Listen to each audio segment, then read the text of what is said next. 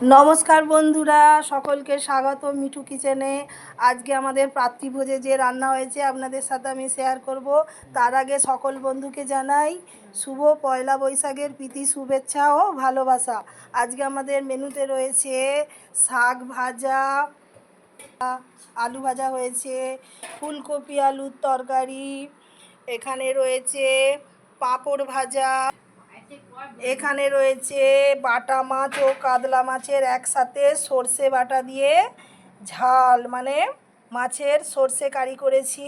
মাছ দিয়ে মুসুর ডাল, দিদিভাই ডালটা একটু নেড়ে দিন। হ্যাঁ, এটা হচ্ছে মুসুর ডাল। এটা আসল জিনিস, পয়লা বৈশাখে পায়েস। দেখুন বন্ধুরা, পায়েসটা কি দারুণ হয়েছে, দুর্দান্ত কিন্তু দেখতে হয়েছে, আর খেতে তো অসাধারণ হবেই। আপনারাও কিন্তু বাড়িতে কে কী রান্না করেছেন একটু কমেন্টে জানাবেন। এটা হচ্ছে আমের চাটনি সর্ষে বাটা দিয়ে। আর পাঁপড়টাও আরেকবার দেখিয়ে দিই, পাঁপড় ভাজাটা দেখছেন কত ছোট না বড়, আপনারা কমেন্টে কিন্তু অবশ্যই জানাবেন।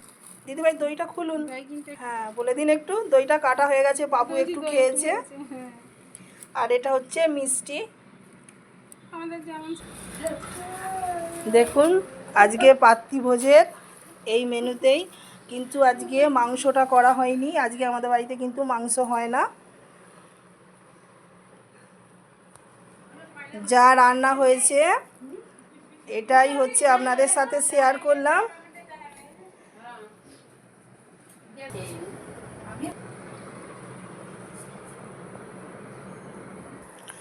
তো বন্ধুরা, এবার আমাদের বড় জামাইকে খেতে দিচ্ছি। পাত্রীভোজে নেমন্তন্ন বাড়িতে এসেছে, দুঃখের বিষয় উনি চোখ কাটিয়েছেন। তার যাগ্যে যাইবো, আপনি খাওয়া শুরু করুন। কোনটা দিয়ে খাবেন বলুন তো? ঠিক আছে, শাক দিয়ে খাওয়া শুরু করুন। হ্যাঁ, ও বাবা, জামাইবাবুতে সুন্দর ভাতটা ভেঙে ফেললো। তো বন্ধুরা, এই ব্লগটি যদি আপনাদের ভালো লেগে থাকে আমার চ্যানেলটি সাবস্ক্রাইব করবেন, একটি লাইক কমেন্ট ও শেয়ার করবেন। সকল বন্ধুকে আবারও পয়লা বৈশাখের শুভেচ্ছা প্রীতি ভালোবাসা জানিয়ে আজকের ব্লগ এখানেই শেষ করলাম। নমস্কার।